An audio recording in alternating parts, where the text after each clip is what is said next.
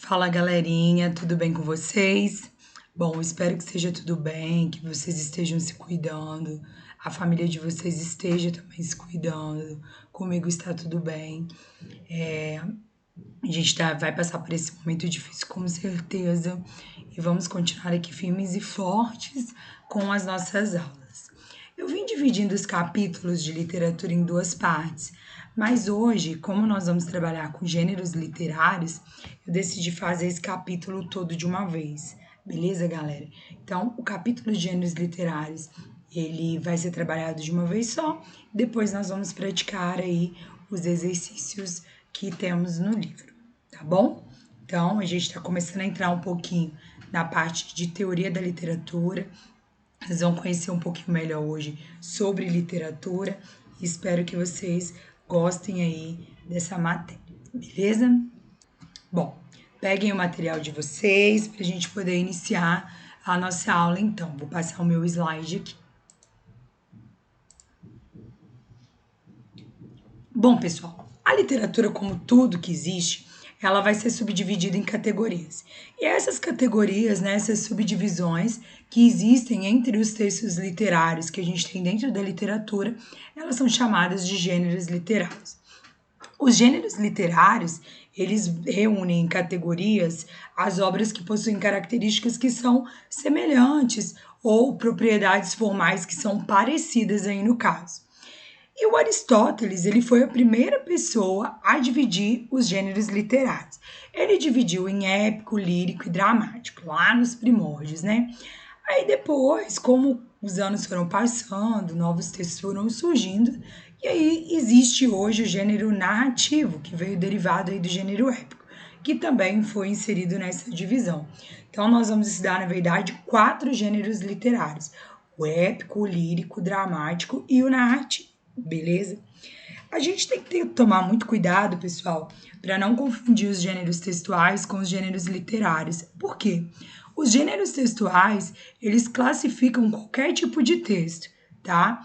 Já os gêneros literários, eles classificam apenas os textos considerados literários, aqueles que fazem parte da matéria de literatura. Os gêneros textuais, então, eles podem classificar, por exemplo, né, qualquer texto que é informativo, que não faz parte da literatura no caso. Então, essa vai ser aí a diferença entre os dois e a gente tem que ter isso muito em mente. Beleza, pessoal? Então, vamos iniciar aí, então, a nossa aulinha. Nós vamos começar pelo gênero lírico. O gênero lírico, gente, ele é responsável por transmitir sentimentos humanos, tipo amor, medo, morte, solidão e diversos outros sentimentos, né? A arte, ela é uma expressão de emoção, de sentimento. Então, esse gênero lírico, ele tem uma gama, né? Ele bomba de emoção e sentimento que é colocado para fora. Os poemas líricos, eles eram recitados e eles eram, né, muito antigamente, acompanhados por instrumentos. E o principal deles era a lira. Por isso que o nome desse gênero é gênero lírico. Na lírica, a subjetividade ela é uma característica forte, né? Cada autor aí, ele vai falar da sua emoção, do seu sentimento. Isso não é uma verdade absoluta. Por isso que ele vai trabalhar aí, né, com o que a gente chama de subjetividade. Normalmente, a voz que fala no texto, né, que é chamada de eu lírico dentro do poema, dentro do texto narrativo, a gente vai ter o narrador. Dentro do poema, a gente vai ter o eu lírico. Ela vai utilizar a primeira pessoa aí, né? Tanto o pronome quanto o verbo. Eu, nós. E o eu lírico, ele não deve ser confundido com o poeta, nem com o escritor. Eu posso ter um escritor homem e a voz que vai falar no meu poema é a voz de uma mulher. Então, o meu lírico é a voz que fala no poema. O poeta e o escritor é a pessoa que escreveu aí o texto. Esse gênero, gente, ele é centrado no emissor. Quem é o emissor? É aquele que está emitindo a mensagem, tanto que a gente viu isso também na matéria de língua portuguesa, né? Lá nas funções da linguagem. A rima e o ritmo, eles podem ser trabalhados pelo poeta aí, né? Para dar mais expressividade ao texto. E na maioria das vezes, o poema ele é escrito em forma de estrofes, né? E versos. Verso é cada linha do poema, e estrofes são aqueles conjuntos de linhas ali. Dentro de um poema, a gente pode encontrar trechos descritivos, e aí a intenção pode ser descrever um local, um povo, uma pessoa, e assim por diante. Então, olha esse exemplo aqui. A gente tem um poema chamado Trem de Ferro, do autor Manuel Bandeira. E aí ele fala: café com pão, café com pão, café com pão. Vixe Maria, o que foi isto, maquinista? Agora sim, café com pão, agora sim, voa a fumaça, corre seca, seu foguista, bota fogo na fornalha, que preciso, muita força, muita força. Ao foge bicho, foge povo, passa ponte, passa poste, passa pasto, passa boi, passa boiada, passa galho de engazeira, debruçada no riacho, que vontade de cantar. Quando me prendera no canaviar, cada pé de cana era um ofício. Aô, menina bonita do vestido verde, me dá sua boca pra matar minha sede. Aô, vou-me embora, não gosto daqui, nasci no sertão, sou de Oriciri. Vou depressa, vou correndo, vou na toda que só levo pouca gente, pouca gente, pouca gente. Então, esse poema do Trem de Ferro do Manuel Bandeira, ele tenta imitar um pouquinho o barulho, né, que o trem faz. Eu tentei aí, falha, né, sou muito falha, fazer essa imitação, que não deu muito certo. Mas é mais ou menos esse som, né, o trem freando, pouca gente, pouca gente. Ele dá a acelerada do trem aqui. E vocês percebam que a primeira estrofe, ela tem 4 versos. As demais, ó, essa aqui tem uma quantidade de versos, aqui é uma outra estrofe, outra quantidade de versos. Aqui tem uma quantidade menor, a letra só tá maior. Não tem a mesma quantidade de versos aí.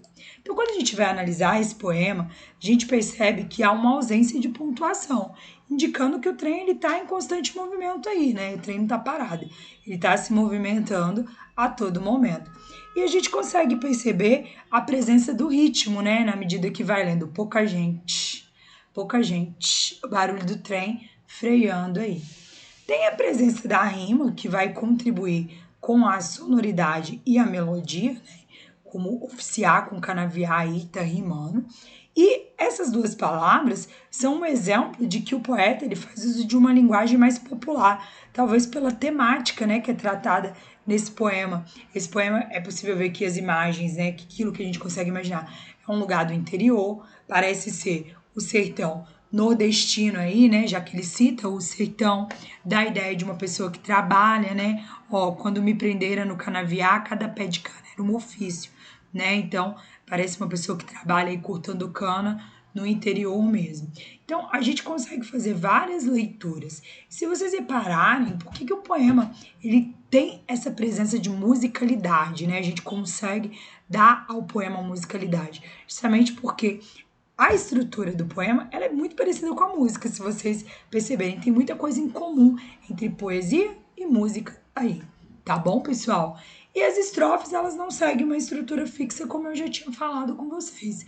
Então, o que a gente tem que ter em mente? O gênero lírico, ele trabalha com o quê? Com a exposição, a tentativa de colocar para fora emoções e sentimentos.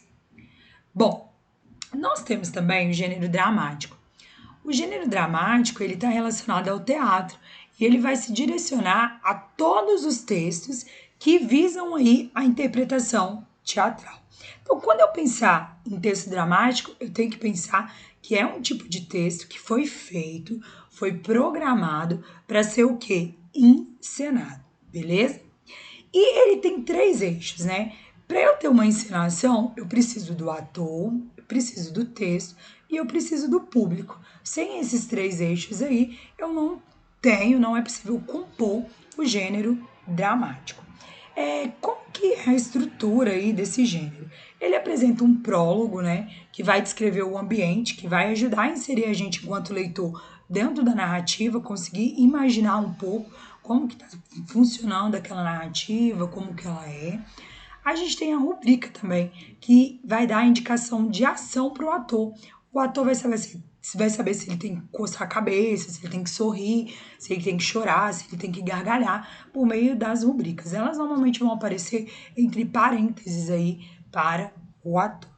Normalmente a gente tem diálogo, né? Que é uma característica marcante do gênero dramático, porque ele vai destacar a personagem que está falando aí a gente vai ter a presença de alguns sinais de pontuação, como por exemplo o uso de travessão, indicando aí as falas. Mas o texto dramático, ele também pode ser produzido por meio de um monólogo, né? Que é quando somente uma pessoa fala, no caso. E ele é dividido em 3 subcategorias. A gente tem a categoria da comédia, que tem o cotidiano como temática, e ele vai satirizar os defeitos humanos e a sociedade como um todo. Então, a comédia, ela pega situações do nosso dia a dia e brinca aí, né? Pode ser utilizando o humor ou o humor ácido com essas situações que nós, seres humanos, estamos envolvidos no nosso dia a dia. É uma característica da comédia ter personagens engraçados. E geralmente a graça desses personagens, ela vem das nossas debilidades enquanto seres humanos. Por exemplo, ser desastrado, ser desatento. Então, tudo aquilo que a gente tem como defeito é o que vai ser o cômico, é o que vai ser o engraçado dentro da comédia aí. Outro tipo de texto que a gente vai ter é a tragédia, dentro do gênero dramático. Ele tem um caráter mais sério e ele vai usar personagens humanos que pertencem a classes mais nobres, como reis e príncipes aí. A estrutura dele, o início, ele é comumente feliz. Então ele vai mostrar uma situação totalmente feliz aí no começo. Porém, o final, ele é um final trágico, tá? Eu fiz um meio ortográfico aqui, trágico. E aí o protagonista, ele pode sofrer no final, ele pode cair em desgraça, né, em uma situação que não é aceita socialmente, já que a gente tem as nossas convenções sociais, ou ele pode morrer. Por isso que é chamado de tragédia aí. Nós ainda temos a tragicomédia. Ela vai ocorrer por meio da união dos dois anteriores. É quando eu junto um pouco de tragédia com um pouco de comédia aí. Um exemplo é o Alto da Compadecida, eu coloquei o ato 3. Aí tem o diálogo, o padre, né? Esse Alto da Compadecida, gente, ele foi escrito por um... eu ia começar a ler, mas eu vou fazer uma introdução. Foi escrito por um autor brasileiro, tá? O Ariano Suassuna, é uma peça teatral que inclusive virou uma obra cinematográfica, né? Um filme, já passou diversas vezes na televisão e é muito divertido, né? Então tem o padre, não benzo de jeito nenhum. Chicó, mas padre, não vejo nada de mal em se benzer o bicho. João Grilo, no dia em que chegou o motor novo de Antônio Moraes, o senhor não benzeu? Padre, motor é diferente, é uma coisa que todo mundo benze. Cachorro é que eu nunca ouvi falar. Chicó, eu acho cachorro uma coisa muito melhor do que motor. Padre, mas quem vai ficar engraçado sou eu benzendo o cachorro. João Grilo, Chicó, o padre tem razão. Quem vai ficar engraçado é ele. E uma coisa é benzer o motor de Major Antônio Moraes e outra é benzer cachorro de Major Antônio Moraes. Padre, como? João Grilo, eu disse que uma coisa era o motor e outra era o cachorro de Major Antônio Moraes. Padre, e o dono do cachorro é o Major Antônio Moraes? João Grilo, eu não queria vir, com medo de que o senhor se zangasse. Mas o Major é rico e poderoso e eu trabalho na mina dele. Com medo de perder meu emprego, fui forçado a obedecer. Mas disse a Chicó, padre vai se zangar. Padre, zangar que nada, João. Quem é um ministro de Deus para ter direito de se zangar? Falei por falar, mas também vocês não tinham dito de quem era o cachorro. João Grilo, quer dizer que benze, não é? Padre, e você? O que é que acha? Chicó, não acho nada demais. Então tem uma continuação aí, né, pessoal? Então percebam que tem diálogos aí, né? Cada personagem foi instruído provavelmente por meio da rubrica quando recebeu o texto para saber como deveria agir dentro de determinada situação. Coloquei só para vocês terem uma noção do que é o texto dramático aí.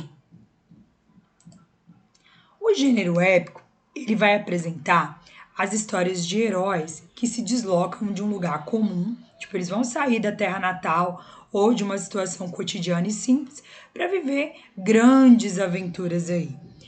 O épico, né, essa palavra, ela vem do grego epos, que significa versos. Por isso, esse gênero conta exclusivamente com narrativas em versos. Então, o gênero épico, ele é um texto, ele é um poema, né, escrito enorme, em forma de versos aí, que conta uma história de um super-herói. Os poemas épicos, eles são não de um super-herói, mas de um herói, né? Não necessariamente ele tem que ser super. Os poemas épicos, eles são extensos, porque eles eram feitos para serem cantados antigamente. E eles são divididos em cantos justamente para serem cantados. Ele vai ter um herói que vai ser um protagonista e que pode possuir poderes aí considerados sobrenaturais. E ele também tem um narrador aí, né, que vai contar essa história. Ele surgiu provavelmente, gente, quando os homens primitivos eles tinham a necessidade de contar suas experiências e é considerado um dos tipos de textos mais antigos que existem dentro da literatura, tá? Hércules é um exemplo de narrativa que a gente tem de um herói que poderia ser composto dentro do gênero épico. Aqui eu coloquei um trecho de Os Lusíadas, de Luís de Camões, que é um poeta português, e essa obra, Os Lusíadas, ela é muito famosa. Então, olha um trecho de exemplo de gênero épico. Hoje em dia, a gente não tem tanto poema épico escrito mais, na verdade, não tem, né? E meio que se desgastou, porque são textos difíceis de serem lidos e hoje eles não têm mais essa função de serem cantados. Então, olha o exemplo. Veis aqui a grande máquina do mundo, etérea e elemental, que fabricada assim foi do saber alto e profundo, que é sem princípio e meta limitada. Quem seca em derredor este rotundo globo e sua superfície tão limada. É Deus, mas o que é Deus ninguém o entende, que há tanto o engenho humano não se estende.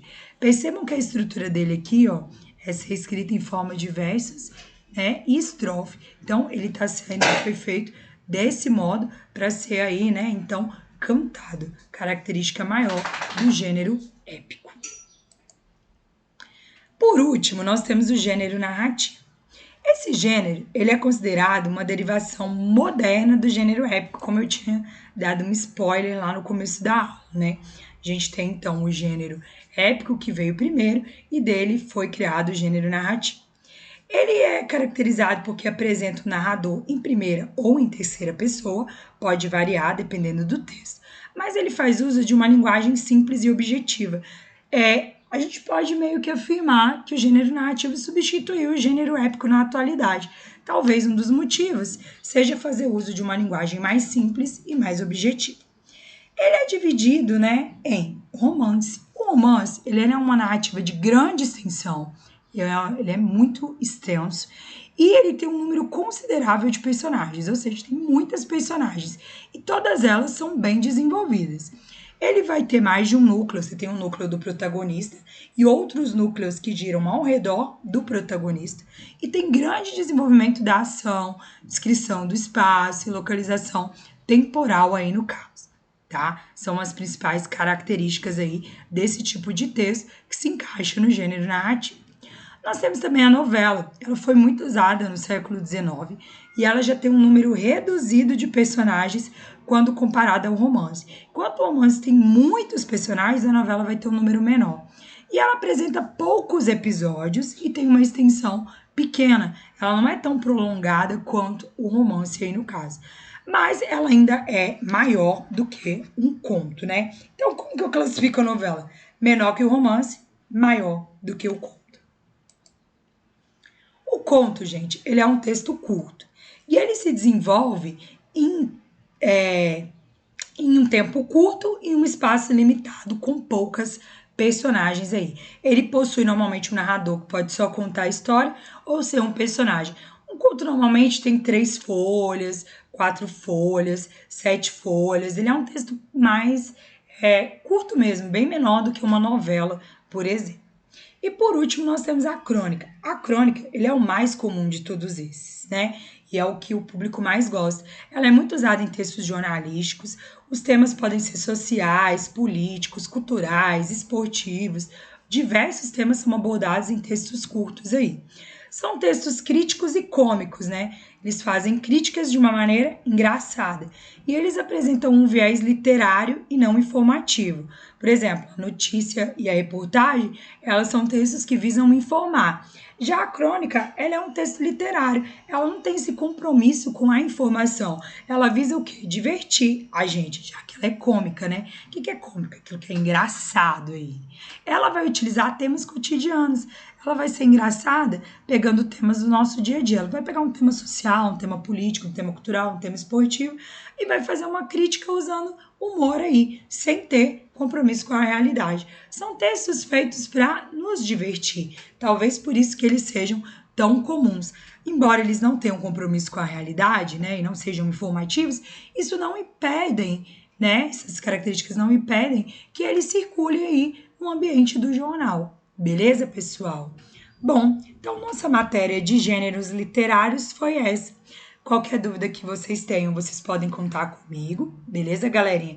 Tô aqui para ajudá-los e, além disso, semana que vem nós iremos fazer alguns exercícios para praticar aí um pouquinho essa matéria, tá bom? Essa matéria cai bastante no Enem. Os alunos que já estão aí pensando, né, daqui a alguns anos em fazer o Enem, podem se dedicar bastante a essa aula, porque o Enem aborda muito, né, dentro da prova de linguagem, esse tema, tá bom? Um beijinho para vocês, uma boa semana e até a nossa próxima aula.